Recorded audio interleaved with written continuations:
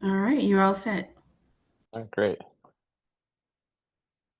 Hello, everyone. Welcome. I think we've got about 20 people now. We have several others that will probably be joining over the next few minutes. But let's go ahead and get started. I have a hard stop at 1, so I want to kind of get the conversation going.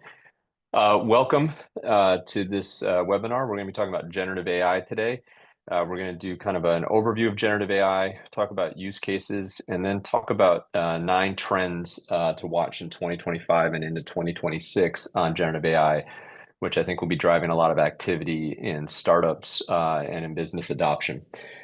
So my plan for today is to give kind of an overview of generative AI, talk about these trends, and then have about 15 minutes or so left at the end for Q&A and discussion. So as we're going along, if you have questions, you can go ahead and put those in the Q&A, and we'll get to them.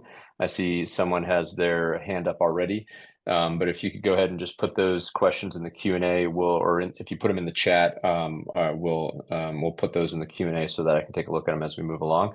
And I'm looking forward to having a good conversation with you all about generative AI today. So we'll go ahead and get started. Just a little bit about me and why I'm giving this talk. I'm a professor here at the Generative Business School at Emory University. I'm a professor in an area called Information Systems and Operations Management. We're basically the math and computer science nerds of the business school. And so I teach classes on analytics and AI and technology strategy.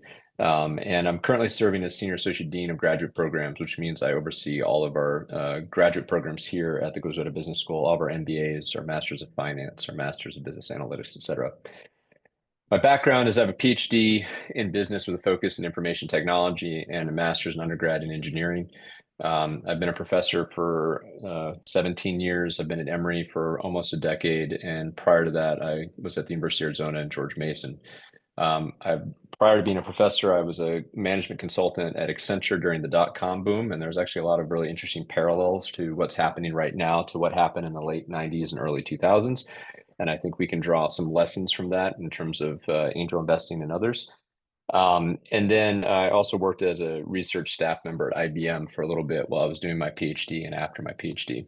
I do a lot of research as well. I study how new technologies like AI and machine learning impact consumers and markets.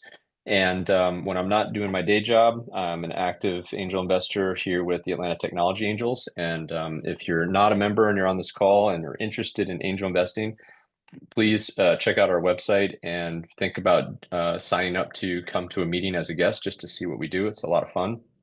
We invest in local startups in the tech sector. And by local, we focus in Atlanta, but we look all over the Southeast. And we have a lot of great companies that come and present to us and a lot of great investment opportunities.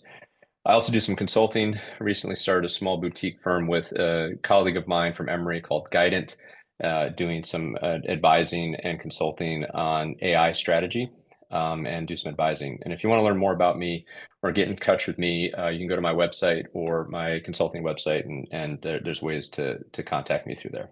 All right. So to Stephen's question in Q&A, yes, I think we are recording this. All right. So these slides and this recording will be published, I think, to YouTube after the webinar is over. All right, so let's just kind of talk a little bit about kind of motivate this discussion. I don't know if we need a lot of motivation. I think everybody knows that generative AI is a big deal right now, and companies are looking to integrate generative AI tools into their businesses and their processes. There's a lot of startups in this space.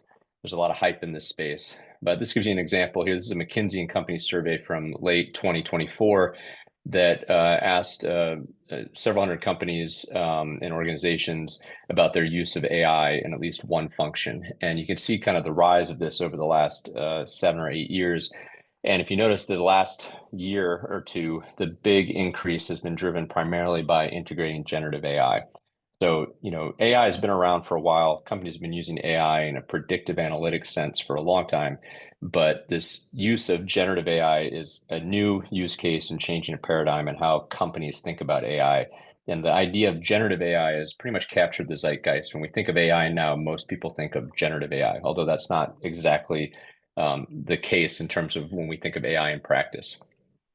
If you are an angel investor, or in venture capital or in the startup world, you've probably heard of Jason Calacanis. He's a famous angel investor, one of the first investors in Uber. He's got a great podcast called This Week in Startups. I know several of us at ATA listen to his podcast regularly. He had a quote that I thought was a great quote a few months back in his podcast. And he said, AI will do for digital what manufacturing in the Industrial Revolution did for the physical. And I agree with this. I think this is a right way to think about the type of shift that's going to happen in the economy.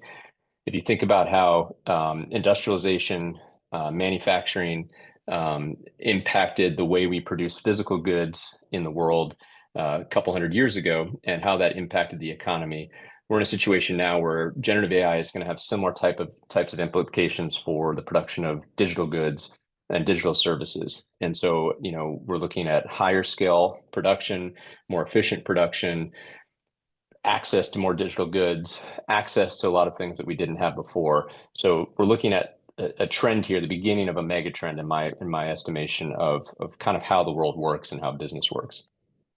So I want to start with some definitions, kind of level set what we mean by AI, generative AI, and some of these other terms you might hear used, coinciding with each other in a lot of things.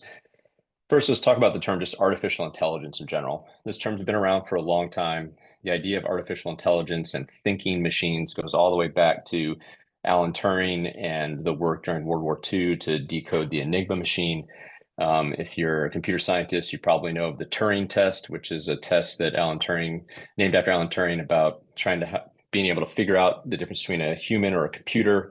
So we've been thinking about artificial intelligence for a long time. And generally, in kind of the science world or the engineering world, we think of AI as any technique that allows computers to mimic human intelligence. And we've been doing research in this area for a long time.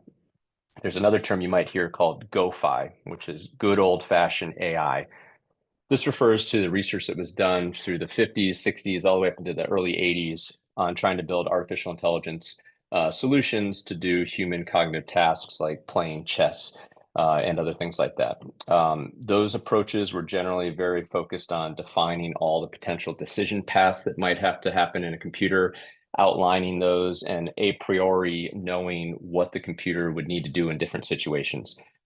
In the 80s, we had in the research world something that was called the AI winter, which means a lot of research dried up in artificial intelligence because we just couldn't scale solutions. We're kind of hitting a limit in how well solutions were performing, and there was a dry up of funding. And so during the 80s, there wasn't as much research in AI. But in the late 90s, something kind of reignited research in AI, and that was the focus on machine learning. Now, the term machine learning, I think many of us hear that term now.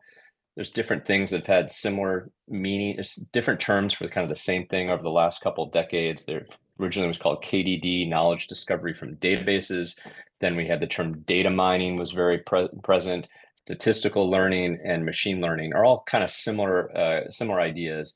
And the idea is that we take large amounts of data and we learn patterns from those data. And then by learning those patterns, we can then make predictions and take actions based on those predictions.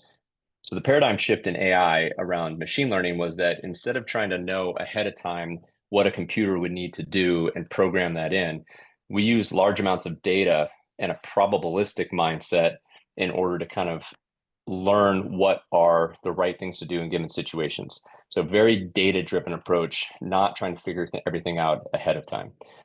Machine learning exploded over the last 15 years, and an innovation in machine learning that has led to where we are with generative AI and modern AI solutions is something called deep learning.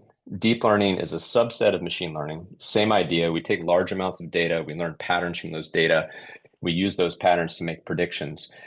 But the key to deep learning is that it uses a mathematical technique called neural networks. And neural networks have been around for a long time, but they aren't very scalable unless you have computing power to really scale solutions. And so coinciding with thinking about machine learning and bringing back this idea of neural networks was the kind of realization that GPUs, if you know what a GPU is, if GPUs could be used to do the math that underlies neural networks in terms of building predictive models. So, and I think it was about 2010-ish, around that time, I don't know the exact date. NVIDIA was a company making GPUs, graphical processing units for laptops and computers, mostly for the gaming community in order to increase resolution and reduce lag for video gaming and video rendering. Well, they opened up their software development kit so that people could start playing around with the chips and using the chips in their own ways and modding chips and customizing them using the open software development kit. And in I think 2012, a machine learning research group from the University of Toronto figured out that they could use GPUs and neural networks to train a model for image classification. They created something called AlexNet. It became the best tool out there for classifying images. In other words, you give the computer an image or the program an image, and it can tell you what's in the image. So they created a solution that blew all the existing solutions out of the water, and it was using GPUs to train a large neural network in order to solve this complex problem. And so that kind of started this whole new way to look at machine learning problems, was using these deep learning models and GPUs to train big complex models that can do more complex tasks. The real key to neural networks and deep learning is that they're extremely scalable mathematical models that you can use to do predictions. And simultaneously, the math that is used to train these models and do predictions is what is called embarrassingly parallel, meaning that the solution can be broken into lots of small little math problems that can be done at the same time, making GPUs very useful for this, because GPUs are basically processing units with lots of cores on them, so they can do simple little math problems simultaneously, and a lot of them at scale. So this is part of the reason why NVIDIA is such an expensive company, and why NVIDIA's chips are considered a critical resource for the US government, et cetera. Now, within deep learning, we have generative AI solutions and generative AI models. So generative AI models are primarily built on deep learning solutions.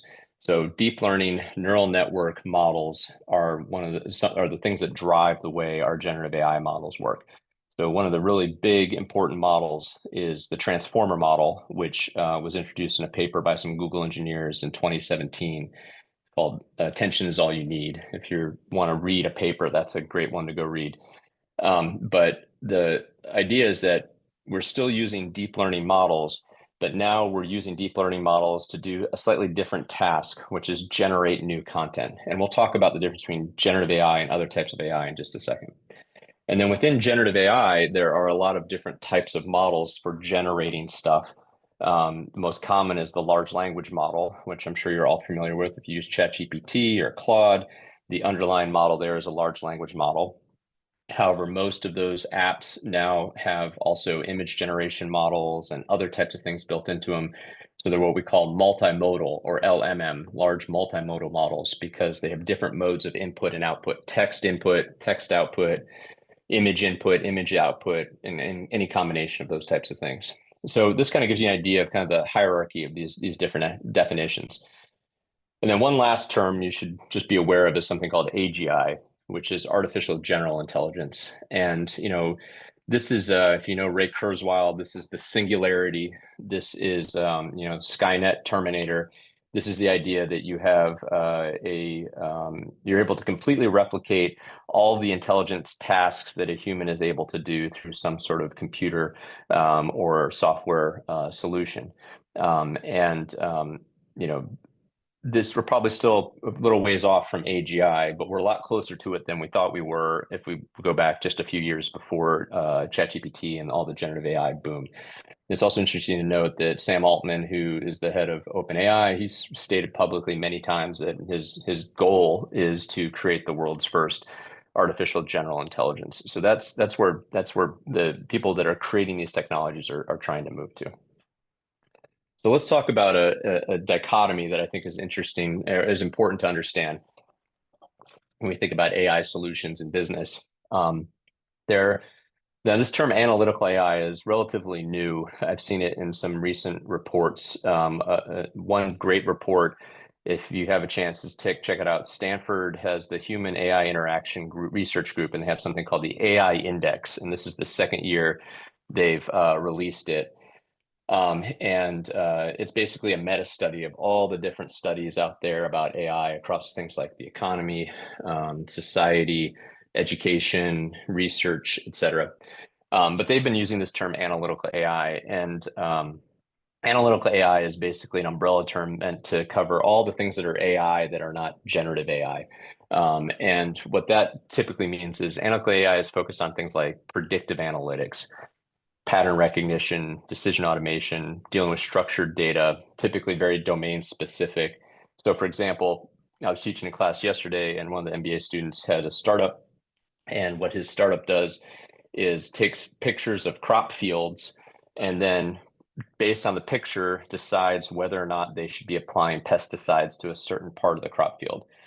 The business proposition is that we don't want to spray the whole field because that's more expensive and worse for the environment. So if we can take pictures of sections of the field and use an algorithm to predict whether or not it needs to be have pesticide sprayed, we can target apply the pesticide. So that's an analytical AI solution. They created a model that took lots of pictures of fields, and people labeled those pictures as, this is a picture of a field that needs to be sprayed, and this is a picture of a field that doesn't need to be sprayed. And then they trained a model to learn that pattern and recognize the relationship between the label needs to be sprayed and doesn't need to be sprayed, and then the contents of the image, basically the features that are extracted from the pixels in the image. And so then once they start and put that out in the real world, the user takes pictures using drones of their field and gets a response back from the predictive model that says that should be sprayed, that should not be sprayed, because it's been trained on all these pictures before. So it's basically, the idea is that it's a predictive model where you can give it a new instance and it can make a pretty good prediction about what to do with that instance based on training data. Now, this is opposed to generative AI. A lot of the math techniques and data things that are used in generative AI are similar, some overlap, but the goal of generative AI is different. The goal of analytical AI is to take data and then label it using a predictive model. Give me a picture of a field and label it using your model of whether this should be sprayed with pesticides or not. Generative AI instead is not trying to label anything or classify anything. It's actually trying to create new content based on what it's learned from content it's seen in the past. So if we showed generative AI, we trained a model in generative AI with lots of pictures of fields, and there was data in those pictures or associated with those pictures so that it knew that some of them were needed pesticides, some of them didn't. And then we asked the generative AI tool, generate a picture of a field that needs to be sprayed with pesticides. It has seen enough pictures and knows what those things look like. It can generate new content that represents something similar to it, understands the things you're asking for, a picture of a field and needs pesticides to spray on it. So similar techniques and approaches under the hood, but very different kind of output and use cases. So a couple examples of analytical AI. Stanford's melanoma classifier. This came out a few years back. Some computer scientists and dermatology researchers at Stanford University created this classifier where you can give it a picture of a skin lesion, and then it predicts with very high accuracy what type of skin lesion it is. So this is a picture here that's uploaded. All this stuff here is just representing the algorithm that is being applied. So these are representing actually a lot of different types of filters and things that are being done to the data in the image before it's eventually dropped into a deep learning model. The goal is to say, okay, there's 757 types of skin lesions. I'm going to train this model on lots of images of skin lesions. And then the output is, if I give it a new skin lesion picture, tell me with your best guess which one you think it is. So this is a classification problem. New picture, classify it based on what we've learned from all the pictures we've seen in the past. And this specific one, it's giving a probability score that this is 92% likely to be a malignant melanoma and an 8% likely to be a benign melanoma. So classic analytical or predictive AI type of solution. Here's another one. If you use Zillow, the Zestimate is another classic analytical AI type of solution. The goal is to predict what a house is going to sell for. We have all sorts of data on houses that have been sold in the past. So we know all these features of the house, bedrooms, bathrooms, square feet, stuff about the neighborhood, crime rates, etc. We can build a predictive model that associates or correlates those features with the label. In this case, the label is how much the house actually sold for. This is a really great case for analytical AI because we've got well-structured data from the MLS. We've got recorded sales prices, so we're pretty sure we know the actual prices things are sold for. So we build a model that correlates the features of the house and the surrounding area to the sales price. And then when a new house comes on the market, the model looks at those features and then predicts what it will sell for. Again, another example of analytical AI, not generative AI. So now let's talk about generative AI in a little bit more detail. So in generative AI, the idea is really to generate new content. The model learns by being trained on lots of data and understanding underlying distribution of the data and how likely things are to occur in a data set.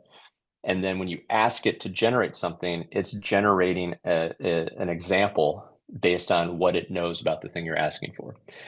So for example, if you want it to generate a picture of a dog, it needs to have been trained on a lot of pictures of dogs so that it knows what dogs look like and it can generate an image. This is, for example, like a diffusion model, which is a common type of model used to generate images. Now, this is as opposed to what we call analytical AI. Another term you might hear is called discriminative AI. Same thing, but the idea is that in discriminative AI, we're not asking it to generate a picture of a dog. Our goal is to give it a picture of a dog, or a picture, and tell me if it's a dog or not. And so in that case, it's really important to have data that is labeled, this is a dog. And so it can learn what dogs look like. And then if you give it a new picture, it can then classify it as a dog or not a dog. So simple examples here, but that's kind of giving you an idea of kind of the paradigm shift for generative AI is instead of classifying or labeling instances of data that we're giving to the model, it's actually generating new examples for us.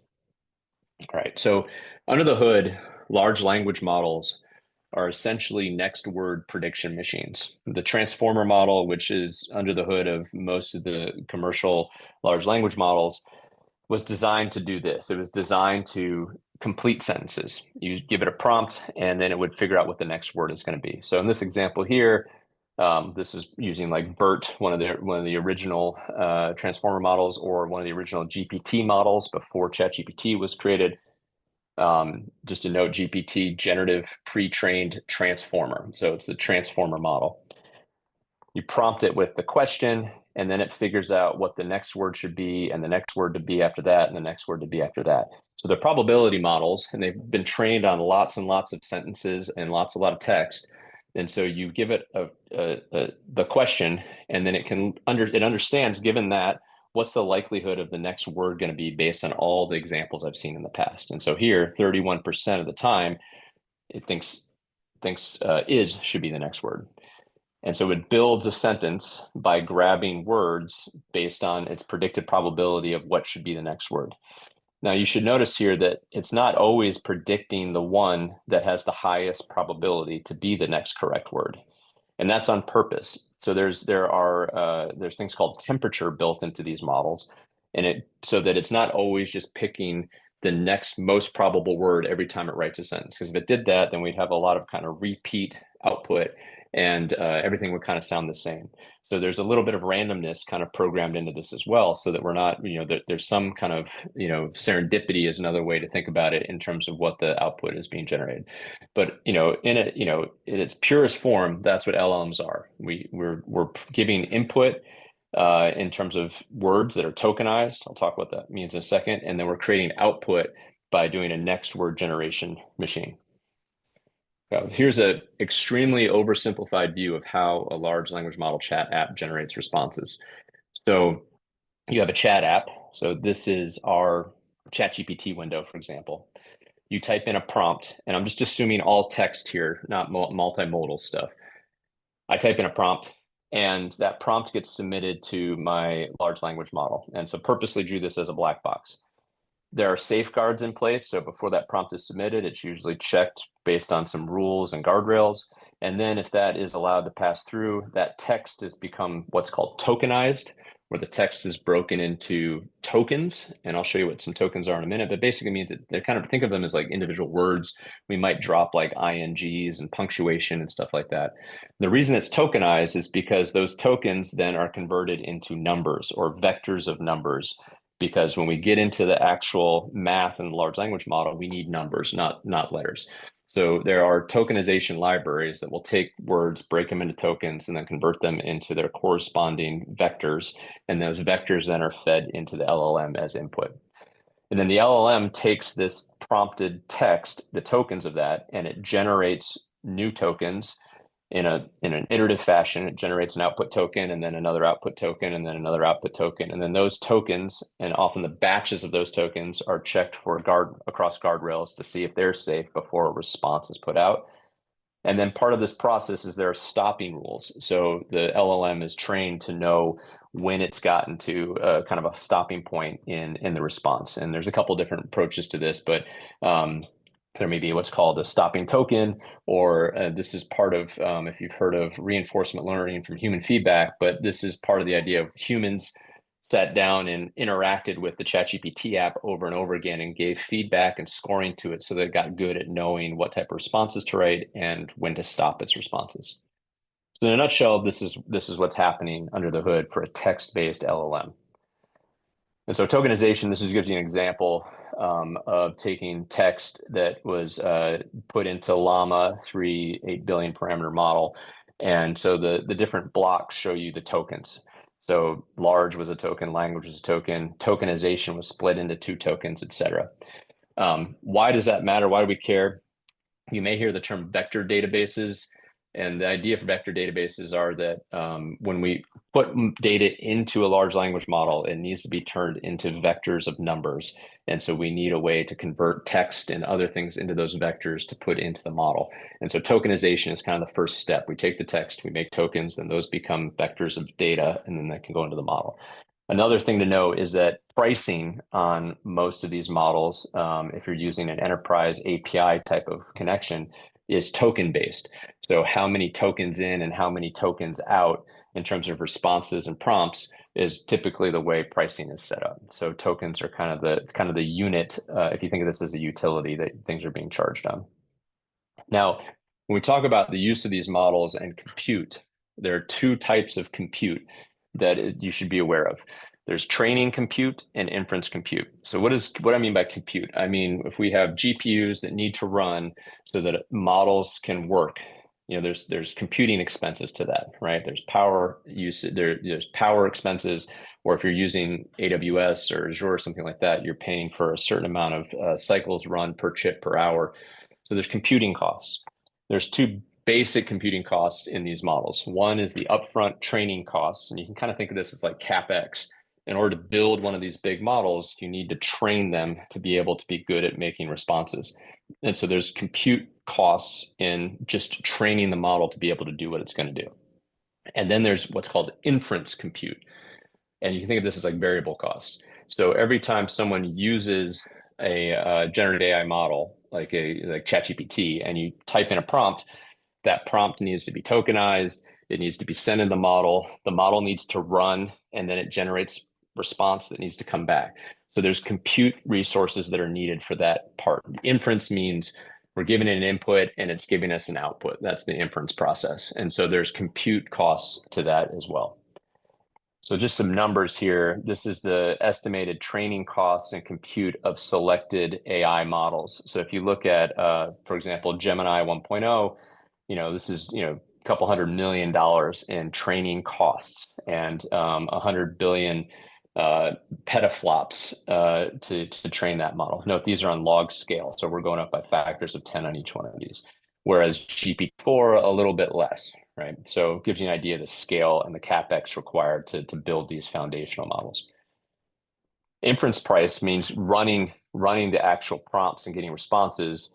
That is dropping fast. So because the models are getting better, they're getting quicker. We're accelerating hardware, all sorts of things. But you can see that prices in the last few years for inference time compute is dropping. And the expectation is that inference time compute is becoming commoditized, and that should become lower and lower over time. And just one other kind of benchmark thing here. This is interesting too. The AI index looked at technical performance benchmarks versus human performance. So this dotted line represents human performance. And this is showing, do we have AI models that can surpass human baseline performance on these types of tasks? So image classification, that thing I talked about with AlexNet and the first deep learning models, that kind of led us to have better than human capability in image classification about a decade ago.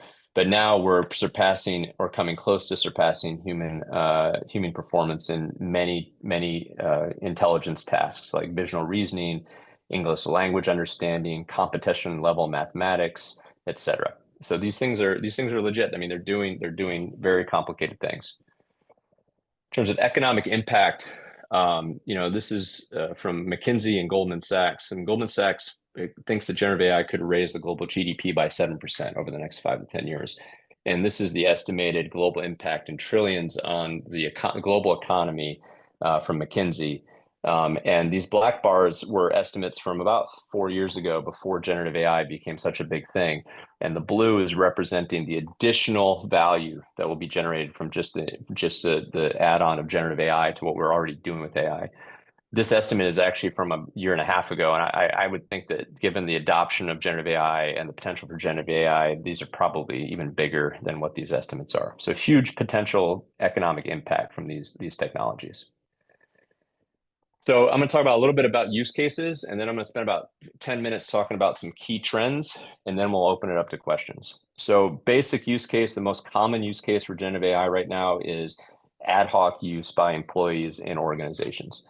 There was a McKinsey study where they surveyed senior executives and asked them what percentage of their employees do they think are using generative AI, and then they asked their employees what percentage of them are actually using generative AI in their jobs. And what the employees said was 3 times what the senior executives thought.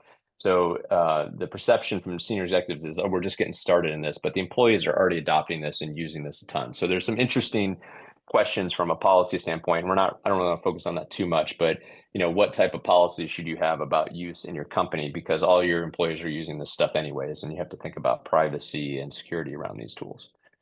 But here's some common use cases, more well-defined use cases across industries. And this is again from that AI index report. Marketing strategy, content support. I think that's fairly obvious, low-hanging fruit. I think we all know now we have a tool that can generate text and images. We're going to augment our content strategy for marketing. But in other places like knowledge management, a lot of companies are looking at integrating this stuff into their knowledge management systems if they haven't already. Creating personalized service and content at scale. In my world, a lot of researchers are using it in brainstorming and research development. So design development, product development, coming up with ideas for things. It's a really good tool for kind of brainstorming with. Code creation is an area where we're seeing a big transformation in that job function with co-pilots and software engineering. And then across the board. So the main point of this is that there are a lot of different use cases across a lot of different functions. So this is not only this type of function or this type of industry. This is an internet scale type change where this will impact all parts of organizations, all types of organizations, and all functions. This is a really cool chart from Anthropic. If you don't know Anthropic, they make Claude, which is one of the competing AI apps to ChatGPT. And they produced a report on the economic index of their tool. And I like this chart on the left because what it shows is the black dot shows the percentage of the workforce for each of these job categories. I'm sorry if this is a little bit of an eye chart. And the orange shows the percentage of use by that job category in Claude. So in other words, this one that stands out, only 3.4% of the US workforce is in computer and mathematics, but the computer and mathematics professionals account for 37% of Claude usage in terms of how many, just the raw usage of the service. So this to me shows, well, this is clearly an area that's going to be highly disrupted because such a small fraction and such a large usage of these tools. And then we can see, for example, other ones like arts and design, 1.4% of the US workforce, but accounting for 10% of Claude usage, and things like that. And then some of the ones that aren't using it. So for example, food preparation, transportation, et cetera, they make up significant parts of the workforce, but they're not using these types of tools. So this gives you an idea of where the big transformations are going to happen in jobs. All right, so I wanted to briefly talk through the architecture of an AI solution for a company, and then we'll move on and talk about some of the key trends right now. So we all know The Office and Dunder Mifflin. Great meme here. This is Michael's time, procrastination, distracting others, and just a sliver of critical thinking. So if we wanted to create an AI tool to help Michael Scott be more effective at his job and his sales job, we might want to create something that could help support him in terms of drafting personalized outreach emails, summarizing call transcripts, answering product or pricing questions on the fly, et cetera. So this is a pretty vanilla example of what the infrastructure design or architecture design would be for a tool like that at a company. So Michael Scott is going to interact with an application layer, some sort of web app or mobile app or desktop app. And he's going to prompt it and say, hey, I've got a phone call with a client. Can you please summarize the last 5 calls I've had with this client and give me any hints on how to talk to this client to help me close the sale? So he sends his prompt in. The prompt goes to an orchestration layer. So an orchestration layer, LangChain is one of the big services for this right now, but there are others. And what the orchestration layer does is combines the large language models capabilities with a lot of other stuff so that we can provide a good solution to Michael. So the orchestration layer may send that prompt to a prompting layer. There's different frameworks for this, but the prompting layer may then take Michael's prompt and edit that prompt and adjust that prompt so that it meets guidelines and maybe makes it more specific or certain tone, et cetera, for the type of response that we want the LLM to generate. That prompt then will be sent back to the orchestration layer, and then the orchestration layer will go and grab vectorized data that is useful in answering the question that Michael's answering. So when LLMs are first coming out and being used, and we wanted to specialize them for companies, a lot of companies and consulting firms were taking these large language models and then they were fine-tuning them and training them on data from specific companies so that then the large language model became ChatGPT for UPS or something like that.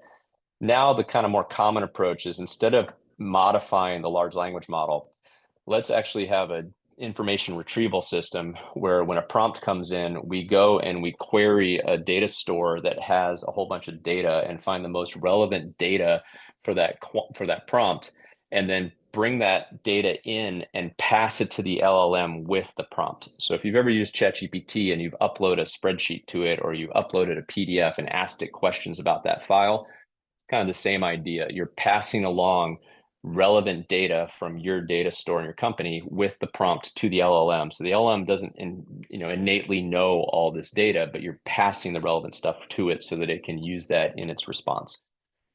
And then the orchestration layer may interact with external services like file systems or email systems if it's needed. And that may also impact the prompting of the LLM.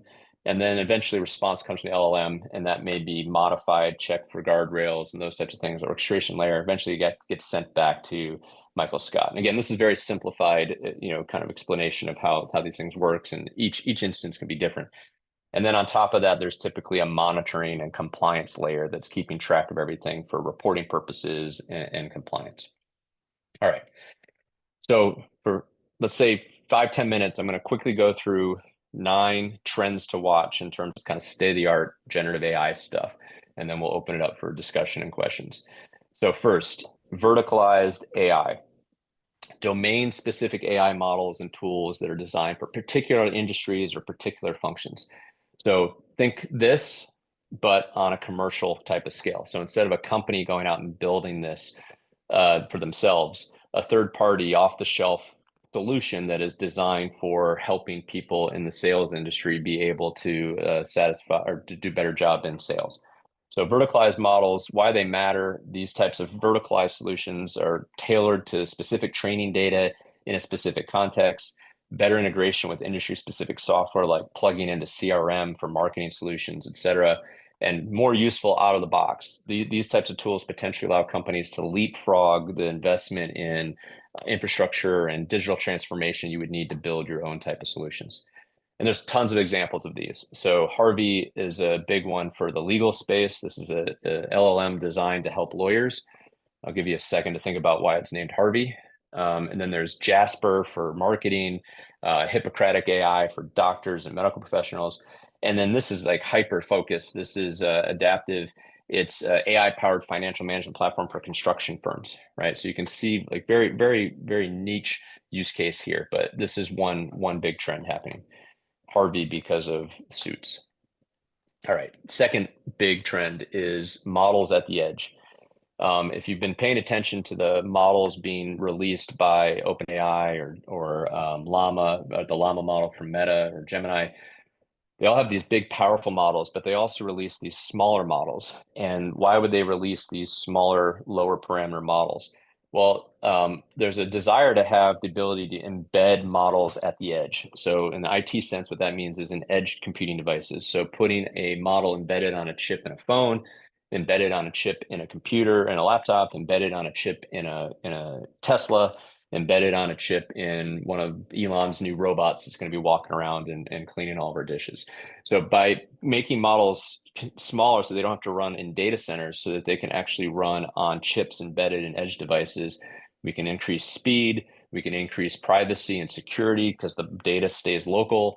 We can provide offline access, and we can potentially have energy and cost efficiency because we're not using huge data centers and we're using less compute. So that is another big trend. I fully expect, I don't think it's a big surprise, like the next iPhone will have an native AI chip on it with an LLM built into it. And I think we're already starting to see some examples of laptops that are planned to be released that have those as well. Third big trend is multimodal is the new default. What that means is all these models, ChatGPT, Claude, etc. By default, they're multimodal, meaning you can do text input, text output, but you can also do text input and get an image output. You can put an image in and ask questions about the image. You can upload an Excel file and ask it to do things with that. You can create graphs, all sorts of stuff. So it's not just one type of input output mode, it's multiple. And this has become the kind of the standard for this. And the way these things are achieved is a lot of these apps now are what we call model of models, where there's actually multiple models under the hood. And depending on what type of input you're giving it and what type of output you're asking for, it may access different models to perform the task.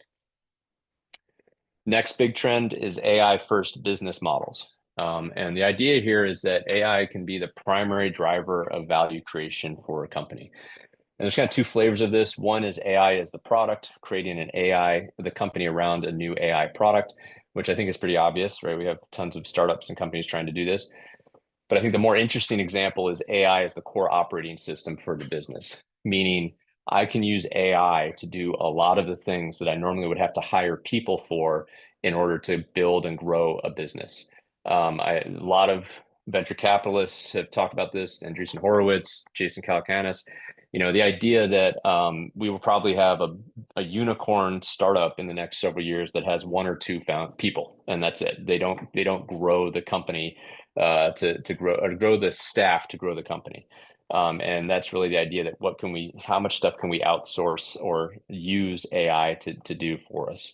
And so there's a term here you may hear, which is flat or static team size. And that's the idea that we can grow small, medium-sized businesses without growing our headcount. And great, for growth and profitability, maybe not great for the economy if we think about that at scale. If everybody's trying to grow but maintain static team sizes, that might have dramatic impacts on employment rates and things like that. And I also think we're about to enter an era, we've already started to, but we're going to be in this era of micro scale entrepreneurship for the next several years, where we're going to see lots of people taking risks and doing startups because the entry costs are now even lower than they were with all the stuff that we have in terms of technology services at our fingertips already.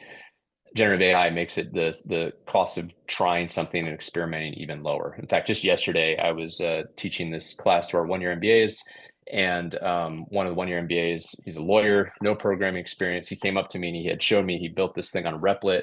It was a tool. I don't want to give too much away, but he built an AI tool that was providing a service, and he was looking to commercialize it. He did it all on his own, no technical background, one-person team, a couple of technical experts to help them with a couple little things, but this was, micro-scale entrepreneurship.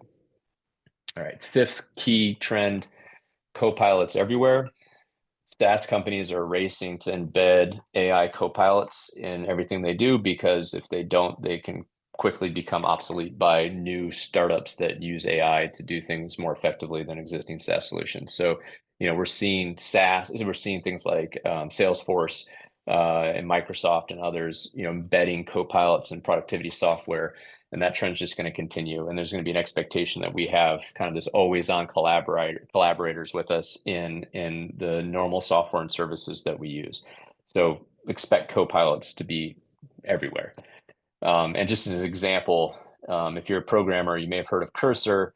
This is a company that's an AI code editor and co-pilot that helps you write code. There's many of these out there.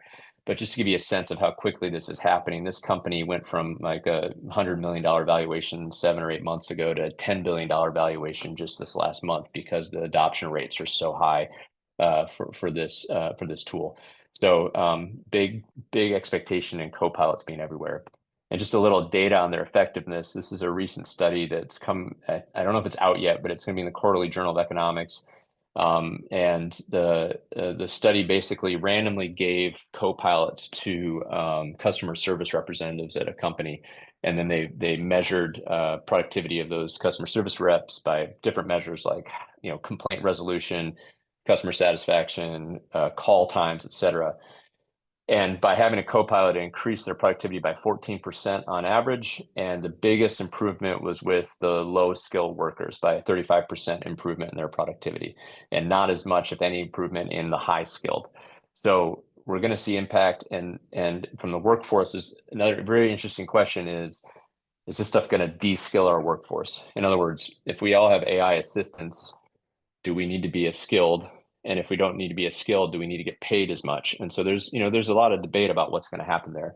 Another view is that we're all just going to be expected to be that much more productive. So it won't impact our skill levels, but we're all going to be held to higher standards than we were before. Okay, 6, reasoning, planning, and research. The latest models in GPT and others are focusing on reasoning capabilities. And what this means is that they're able to kind of iteratively ask itself and take problems and break a complex problem down into steps and tasks and do multiple tasks. So right now, this is called long chains of thought reasoning, but this is evolving. And so we can ask these types of tools to do more complex things. And if you have a chance and you have ChatGPT Plus, there's a little button at the bottom that says deep research in your prompting bar. Click on that and ask it to write a report for you on something. It'll take 5 minutes, and then you can go and see in the sidebar, it'll show you all the steps that it went through to find articles and look in them, and it lists out its chain of thought. It's really, really quite fascinating. But this means that we're going to be able to do more complex tasks. So just a note here, all the big models have, in the last year, have announced that these are new features to their model, this advanced reasoning. All right, memory and human touch. We're seeing more use of memory in these models, meaning that the models are aware of your previous conversations you've had with those models, so that it uses that in context to create more customized responses and more, like it knows you. If you're in GPT, you might have gotten a preview of that in the last month or so. They did a preview. And then they're working on things like the audio interface and more of a human type of interface. You're going to see a lot more of this kind of stuff. Number 8, this is a little technical, but there's something called Model Context Protocol that I think is going to be really big. This was developed by Claude and was recently adopted by OpenAI, and those are 2 big competitors, and they're agreeing to adopt this MCP standard. What MCP is, think of it as a protocol that allows AI models to talk to each other securely and talk to services securely, right? So if you can think about the internet and the explosion of the internet, one of the things that allowed the internet to explode was because everybody agreed on the same protocols. They agreed on TCP/IP and HTTP. and a couple of other protocols, right? Yeah, SMTP, et cetera. And because people agreed on those, everybody worked on the same platforms, everything could interoperate, explosion. And so the fact that OpenAI and Anthropic are agreeing on this MCP protocol, a lot of people see this as a foundational protocol that will lead to the explosion of AI agents, because now AI models can securely talk to each other and share resources and do all sorts of things.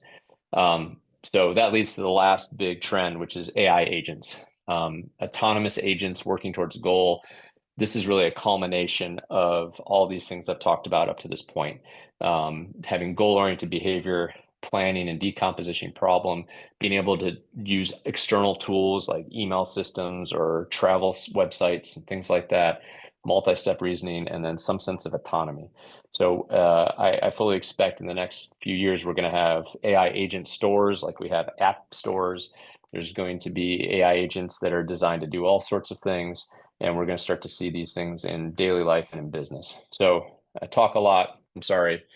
I'm going to wrap it up with my view on this from an angel investing perspective. One, this feels a lot like 1999, 2000. As someone who lived through that dot-com boom era, we kind of reached the hype, maybe come off a little bit from the hype in the dot-com boom. We had the boom and the bust. But then what happened in 1999 to 2010, it was all about integrating and figuring out how to take the internet technology and integrate it into businesses and find ways to increase productivity and increase value from it. And I think that's where we are now. Everybody knows what this stuff is. There's been a lot of hype. We are moving into the heyday for the integrators and consulting companies to integrate this stuff into companies. It's hard to pick winners right now from an angel investing standpoint because it's the Cambrian explosion all over again. Everybody is trying to create products. So it's really hard to know which one's going to win, but a lot of interesting stuff happening.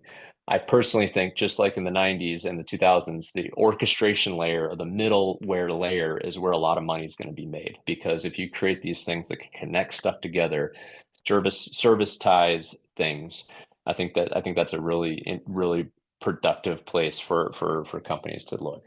And then a big question is if you're looking at startups like we see a lot of verticalized AI startups at ATA, what's the moat? What gives them some sort of competitive advantage? And I think the key things for a competitive advantage for a verticalized AI solution or any of these types of solutions is there a unique proprietary data that your AI is going to have access to and can be trained on that nobody else is going to have access to? Because that gives us a competitive advantage. It gives us the ability to do tasks, either different tasks or better tasks than other solutions. Do you have first mover advantage and traction? So in other words, Harvey, it's a legal one. It's getting a lot of traction. Everybody's hearing about it. It may win just because it's the first mover. So that's another key thing. And then finally, do you have a highly specialized value proposition? Are you trying to do too many things and competing on too many different interfaces, or are you highly specialized like that? We do generative AI for financial statements for construction companies. If the TAM is big enough there, then that could be successful because you're in a niche and you're not worried about too many competitors. So I'll stop there and open up for questions and see what type of questions we have. I have about 10 minutes. I'm sorry, wanted to have a little bit more time for questions, but wanted to get through everything. So go ahead and stop my share. So I have a couple. Who is the sponsor for this event? The Atlanta Technology Angels. So we are an angel investing group here in Atlanta. We focus on technology startups in the Atlanta area and the Southeast region. We have a membership of about 50 people, and we have meetings every month. So if you're interested in finding out more, check out our website. I think it's angelatlanta.com. Is that right, Shar? I think that's their website. So. All right, I see one from Corey, a couple from Corey. Are you seeing the multimodal usage of LMs for performing analytical AI, descriptive AI tests in addition to their native? Yes, a big trend well, I shouldn't say trend, but a big use case for these multimodal models, these generative AI models, is actually to automate some of the analytical AI stuff you did historically. Now, there are a couple verticalized AI solutions that are doing exactly that. They're trying to build a generative AI model that is highly skilled in doing predictive analytics and these other types of things. But just standard type of data analysis and those things, very common use case for example, ChatGPT. You can upload an Excel file and ask it to summarize the data, to find relationships in the data, to plot data, et cetera. You can do a lot of those things in an automated fashion. As someone who teaches that stuff to students, it's changing the way I think about even teaching that stuff significantly because so much of it can be automated. So for sure. And then for memory and human touch, the clearing of memory and putting a master prompt into memory can be so transformative in the outputs. Yes, 100%.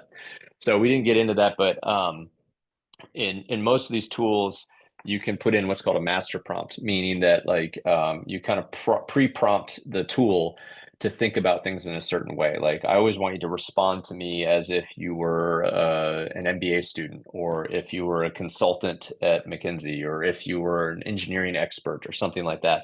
And you can have some kind of clear in memory when we say in memory, I think the better term is in context, because that really what that means. There's not really like a true memory in the sense that the LLM has a memory, but it has context. And what context means is basically the data that's provided in the prompt. And so when something's in context, that means that kind of goes along with the prompt and is used as input to the LLM. And so great comment that, yeah, thinking about how you maintain memory as these tools are starting to use memory, and what do you want to have permanently available in the memory, and what do you want to have as you clean or clear the memory. And I had a slide, I don't know if it was in this deck, but the OpenAI's new memory feature for ChatGPT, there's a control panel you can go into, and you can actually go through and individually clear out, like it'll list out things it remembers about you, like your kids' names, for example, if you interact with it or tell anything about kids. And you can clear out certain things and leave certain things in. And then you also, like you mentioned, have the ability to do like master prompting. So great. Other questions? I see an attendee has his hand up. Gopesh, go ahead. I don't know if do we have that enabled, Shar? They can just go ahead and unmute.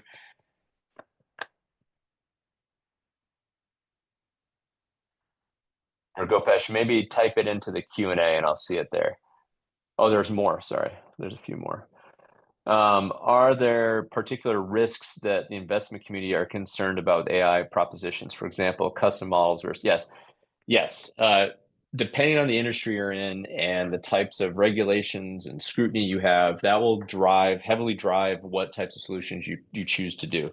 So some of the downsides of generative AI are, I'm sure you heard about know about all these, but there's data privacy and security risks, right? So just like any type of solution that is a hosted solution, if you're sending data to it, you're risking that data gets out, right? So there's SLAs and things like that. So if you work with like an enterprise provider, a lot of that stuff is worked out in the service level agreements with these providers in terms of what level of security and privacy with the data you're sharing.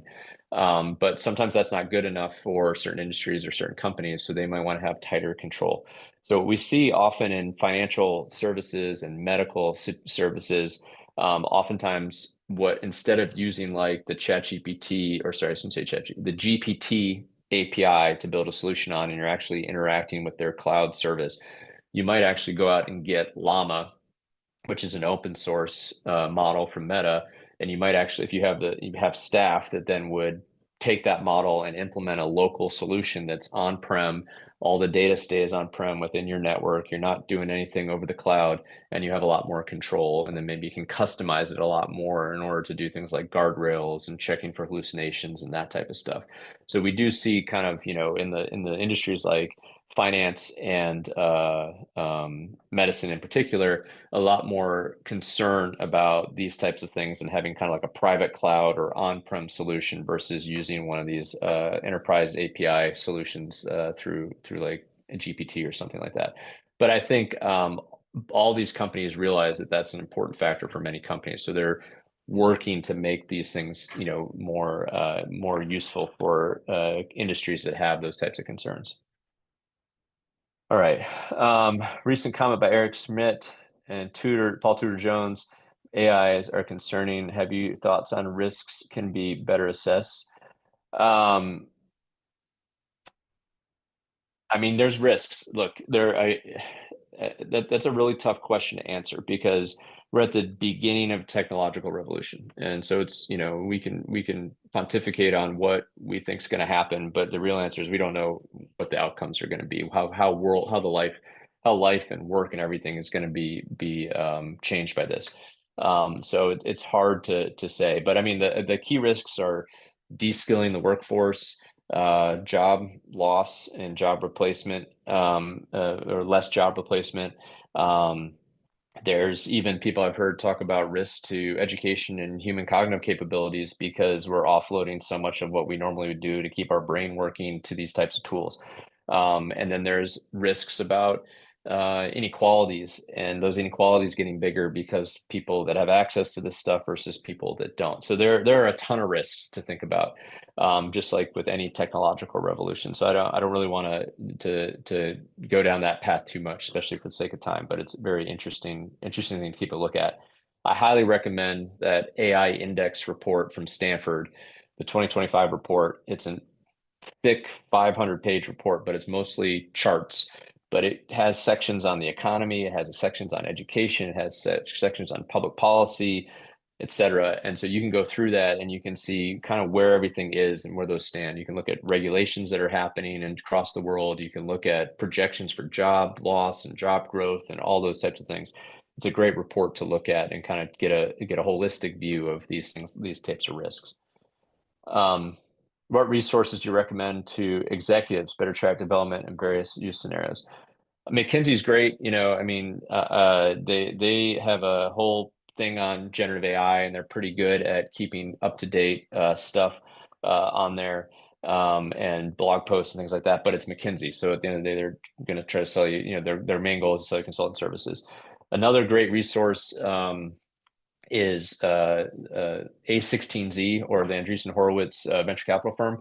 They've got a whole bunch of really good stuff on AI on their website and a blog, and they regularly update it. Those are two good websites that I look at every day, or not every day, but every week.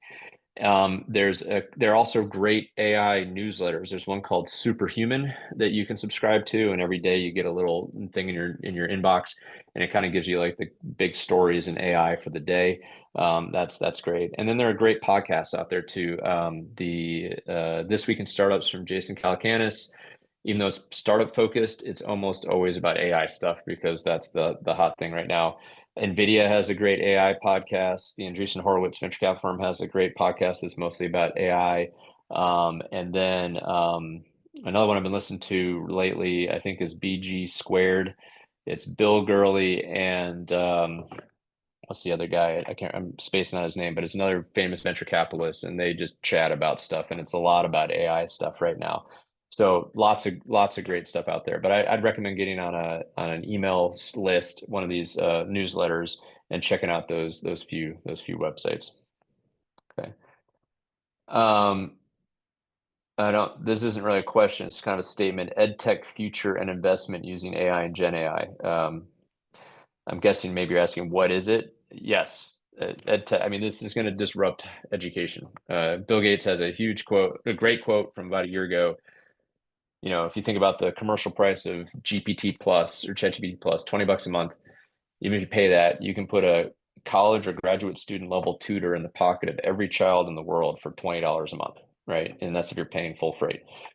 uh, just the thought of that should make you think of how this is going to revolutionize higher education. My job is, by no means secure as a professor because I'm already starting to see colleagues creating virtual versions of themselves for office hours, for example. So yeah, huge impact in education, just like every other industry. Um,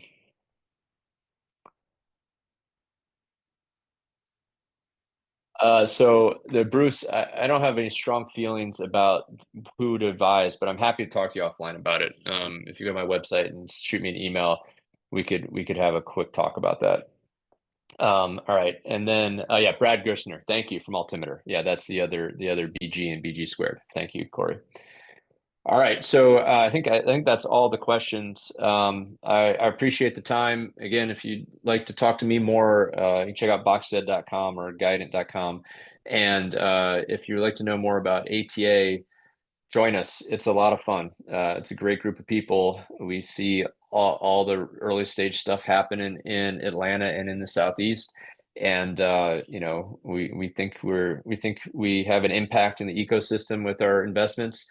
And we have an ATA event coming up next Tuesday, the 20th. We normally do our monthly meetings on the fourth Tuesday of every month, but because of Memorial Day, we're doing it on the third Tuesday, which is next Tuesday.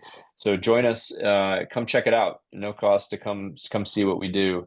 We're always looking for new members, and we're always looking for startups to come pitch us. So thank you for listening to me talk for an hour today, and I hope you have a great rest of your day.